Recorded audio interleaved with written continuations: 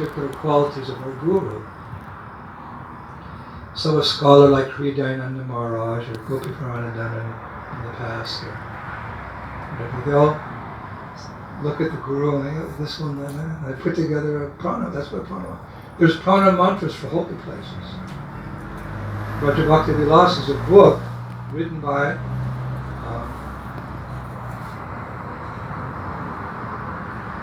who's this? Narayan Bhatta Goswami, who was also searching for holy places in India a little bit before the six Goswamis. He found the Shriji deity, the Radharani deity, which is worshipped at Varshana. He found many places. But he wrote a book, Raja Bhakti Vilas, which describes the glories of Vrindavan, and he has a prana mantra for every single holy place in Braj. I have that book, it's in Hindi, I'm having it translated. There's a prana mantra for Radhakund, a prana mantra for Mansarovra, a prana mantra for Sevakunj, a prana mantra for Prem Sarovra. What is the essence of that particular holy place in Braj? So similarly, there's a prana mantra for Guru Maharaj. So they asked Prabhupada, what is your there was no prana mantra, there was the general prana mantra. Nama Om Vishnu Padaya Krishna Vastaya Bhutale Srimati Bhakti Vedanta Swami. Those prana mantras are for every Gaudiya Vaishnava Guru. Just put your Guru's name there. But a specific, so Prabhupada said, I will write my own prana mantra. Because there were no devotional scholars. The devotees knew about 3 verses. They weren't even playing mridanga properly. Kartals were all off time. They couldn't cook. Prabhupada was doing all the cooking. Prabhupada was doing everything. So Prabhupada went into his room, and 20 minutes later he came out with a piece of paper. Here's my prana. Namaste Saraswati Devi. Gauravani Krishna. Nirvisheshta Shunyabadi Pashtrachadeshita. A servant of Saraswati. Meaning, the first thing he did was think, who am I? What is my identity? I'm a servant of my Guru Maharaj. I do not know who is Krishna. I only know my Guru Maharaj. He's giving me Krishna. I'm running behind you shouting, Krishna, Krishna. So first thought, servant of my Guru Maharaj.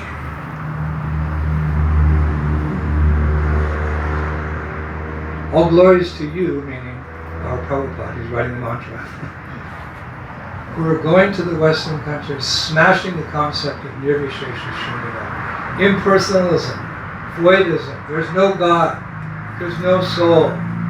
It's all mechanistic, material laws of nature which are creating, destroying everything. Everything is energy. Or you want to say, okay, then if you go into spirit, it's all one, it's all one. Personality of God. All these so-called theories which are destroying us. Spiritual suicide. Like spiritual suicide. I'm not spiritual, I'm matter. Or, I am God. Either way, it's spiritual suicide. It's killing your identity. Jivera Supoya Krishnera Nityadas. I'm the eternal servant of God. God is very great and I am very small.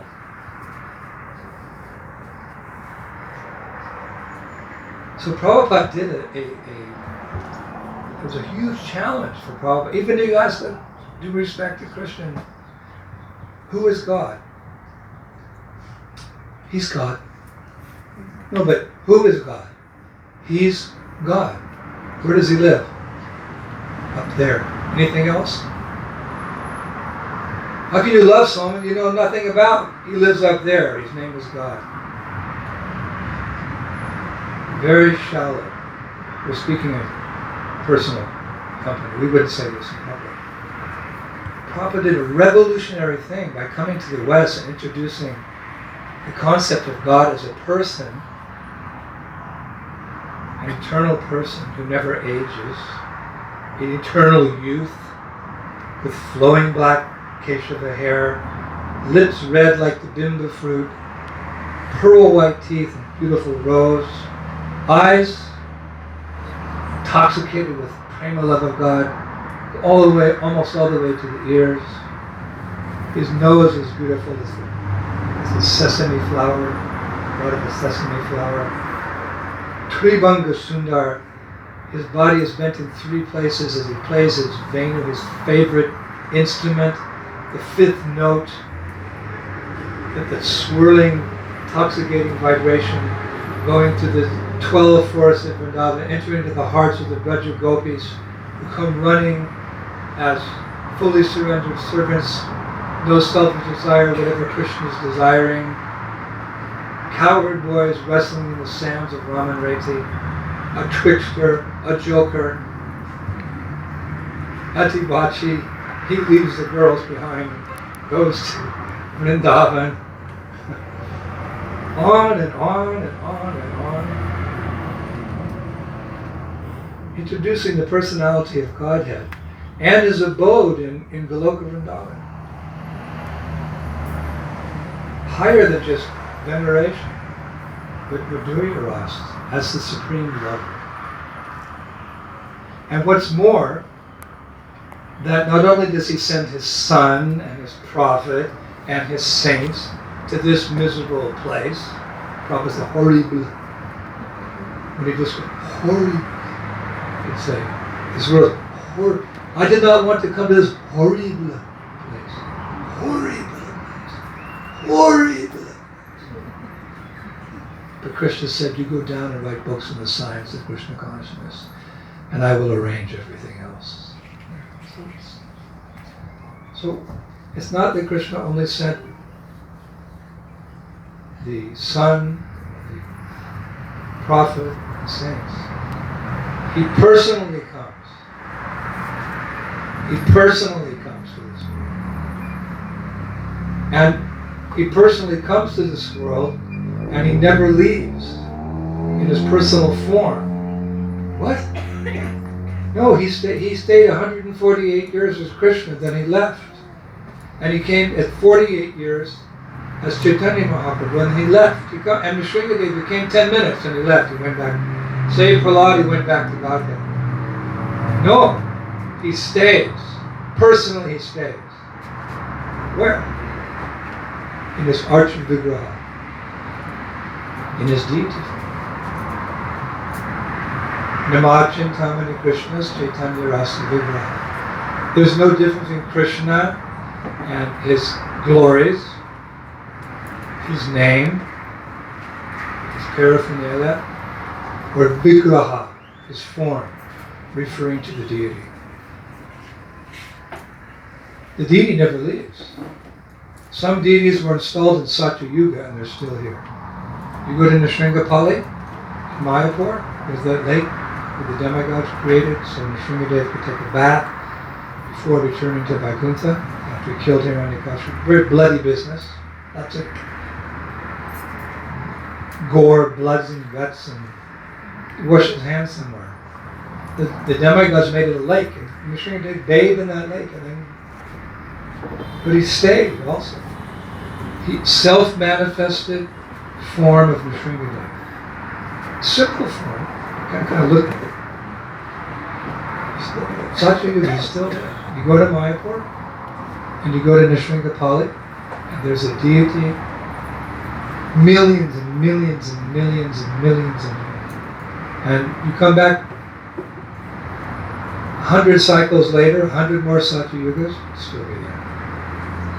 So therefore, one time Prabhupada said, what is the definition of Archa Vigraha? It means the most merciful form of the Lord.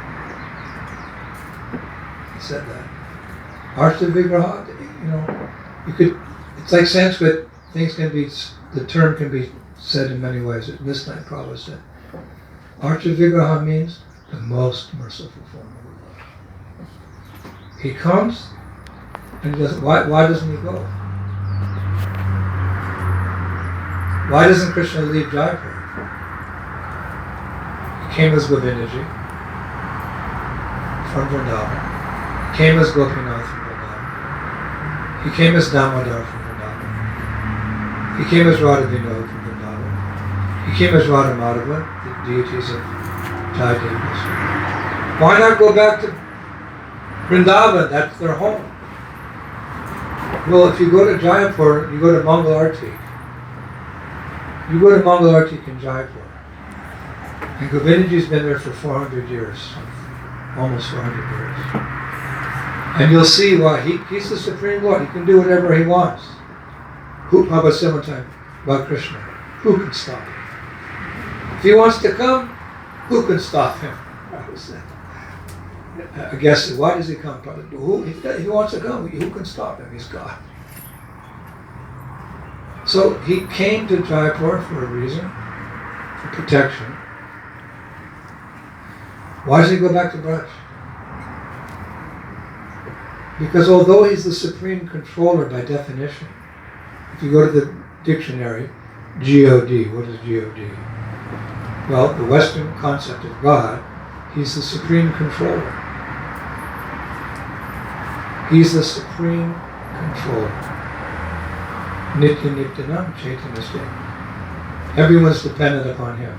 Not a blade of grass moves without his desire. Even the devatas are so powerful. For their strength, they depend upon Krishna. So, he could be in Vrindavan in a moment. Why doesn't he go? Because although God is the supreme controller, he's controlled by love. You see in this world how powerful is love in the form of lust.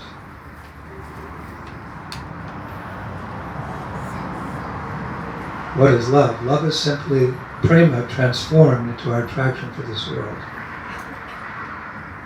A sadhu is not attracted to any loving pastimes in this world because love is a perverted reflection of prema. Therefore, Rupa Goswami says, as young boys are attracted to young girls, and young girls are attracted to young boys, in the same way, let me be attracted to you, Krishna, but in a transcendental way. The same power of love, and this, because love is so powerful, it bewilders the minds of the demigods. She loves me, yeah, yeah, yeah, she loves me. Every song nowadays is about love, because it's so powerful. But they're missing the real point. Real love is love for Krishna. So we're trying to gradually transform our attraction to this world into attraction for Krishna. You can't say, oh, you still have lust in your heart. You don't have pure love for Krishna. If you're criticizing someone like that, look in the mirror and say the same thing. When you point one finger at someone, you're pointing three at yourself. So if you criticize someone, or you call yourself a devotee, you're not crying prema, you're not crying tears of love when you chant Krishna's name when you worship the deity. Well, that's like criticizing someone who's in a hospital. Someone has a terrible disease, do they stay home and rot to death? No, to get healthy, to become healthy, they go to the hospital. Oh, you're in the hospital. Yeah, I'm in the hospital to get better, so I can become, a healthy man and do my duty to my family and country or whatever. So never criticize a devotee because that devotee still has an arthas. If he's in the hospital of ISKCON, he's made that decision to be here, to become healthy, to become pure. But for ourselves, we should be embarrassed. We should be so embarrassed that we still maintain some selfish desire for Krishna. And the race is not over till it's over. So we shouldn't give up the intensity, the loathing, the greed, to love Radha and Krishna until we wake up one day in the Kunj and Lalita or Vishaka is saying, here, please hand this flower to Radha. Until then, Eke Pudanandana. We don't give up from that. We finish my rounds. We finish our puja. We finish our seva. We lay back. No. The next service, the next service, the next service. What is the next service? If we're sick, We're thinking, when am I going to be back on the battlefield? Why do I have to rest this? I'm wasting my time here. Doctor says, no, you stay. Sunil says, no, you can't go now. He said, you can stay 6 months. No, but I'm a burden. No,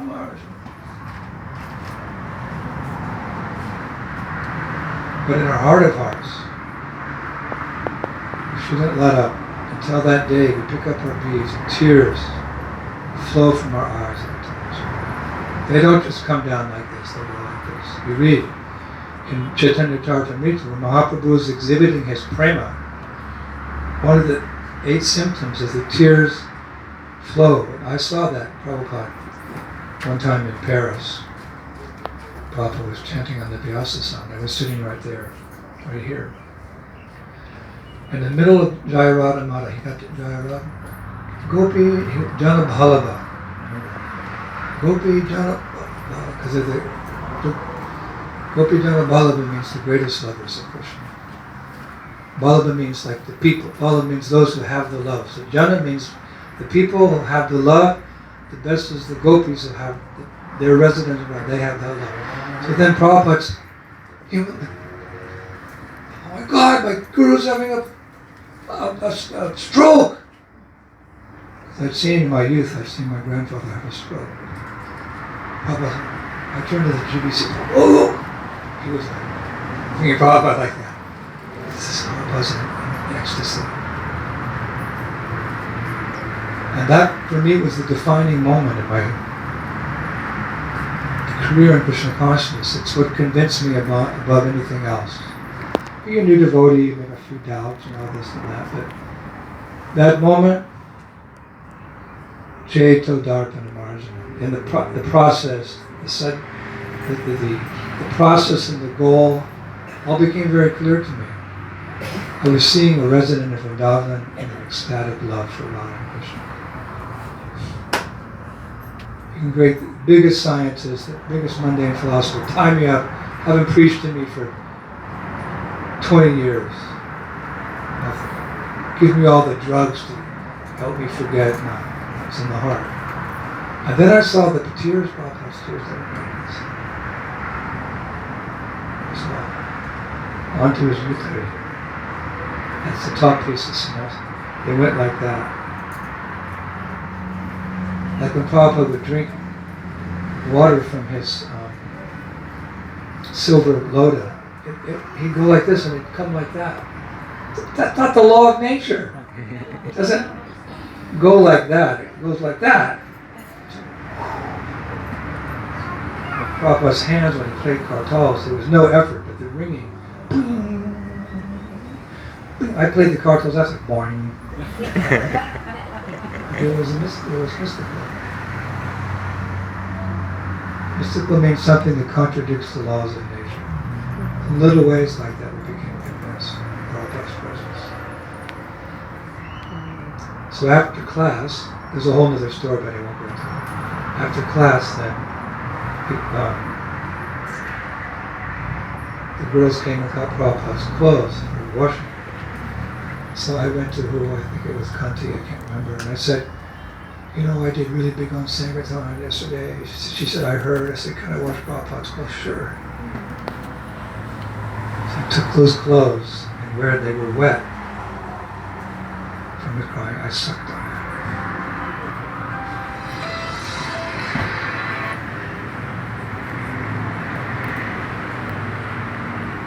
By the way, I'm still here. The only reason to explain, I took that, I just,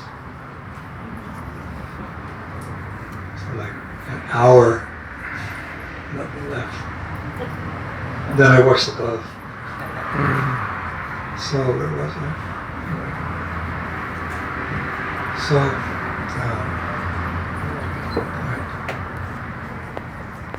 he's a smart boy.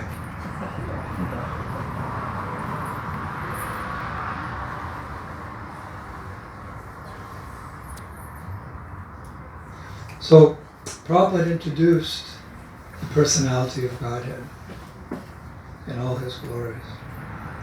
And Vigraha, his deity, and that the mercy of that deity is that deity never leaves. but to be convinced that the deity is non-different than Krishna. It's not a question of intellect. So many intelligent persons can't.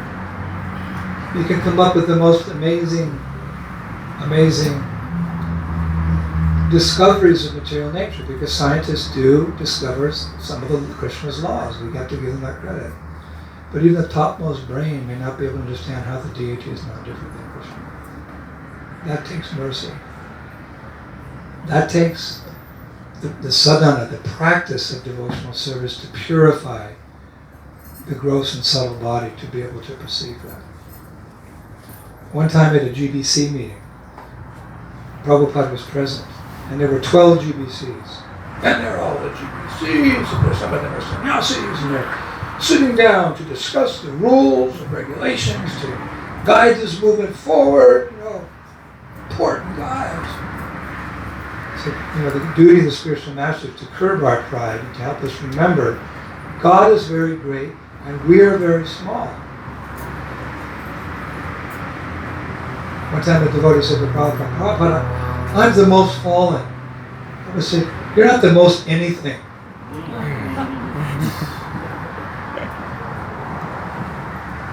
Pride cometh before a fall. We have to always remember our position. Servant of the servant of the servant of the servant. So this GBC meeting, they're all getting ready. So they asked, "Prabhupada, you speak first." So Prabhupada, you know what he said? He looked at each of the 12 members of the GBC. He said, "Do you actually have full faith that Krishna is the Supreme Personality of God?" He asked every GBC. I don't know what the answer was. I never got that part. Do you actually believe that Krishna is God? So in the same way, we could ask, do you have full faith that Krishna is present in His name? 100% full faith. Krishna is dancing on the tip of your tongue.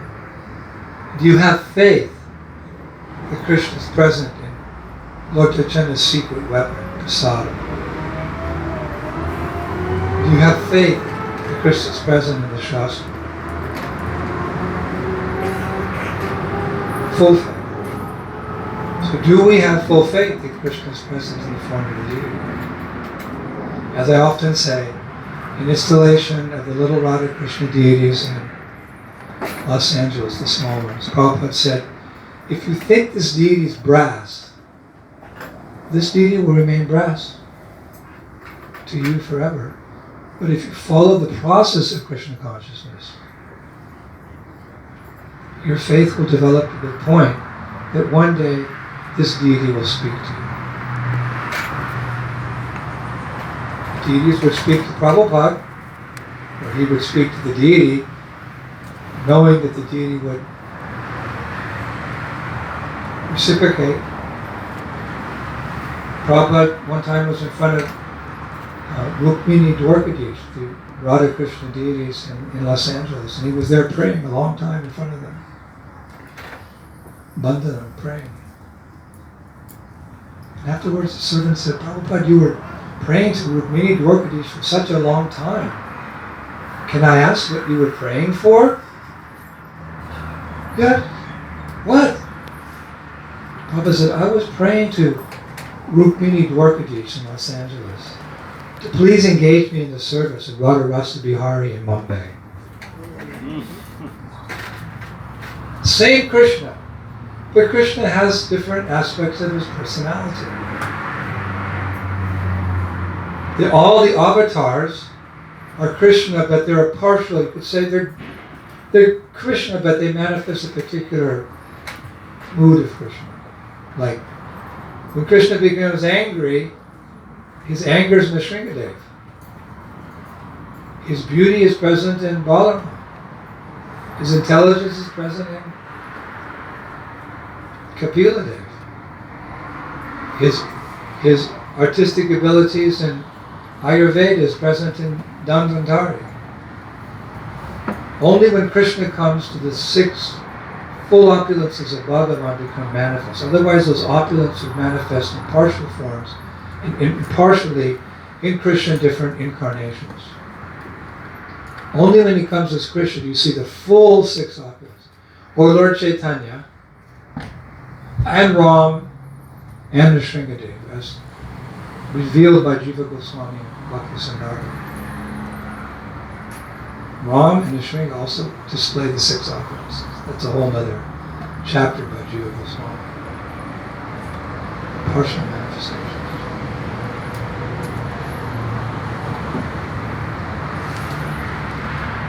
So when Krishna comes in as Radha and Krishna, he's fully capable. The deity is there fully. He can speak to you. So Prabhupada said, you're speaking, I want to serve you in your form as Radha Rasa Vihari. I want to build a temple for you. And that's a 600-page book, soon to be published by His Holiness Gaura Swami. How Radha Rasa Vihari manifested and the temple was built in June. That's coming soon. Coming soon. The story of the building of the temple.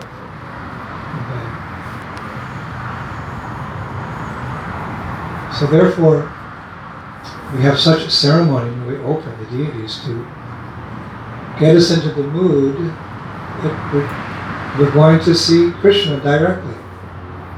Govindam Adi Purusham Tamam Bhajami.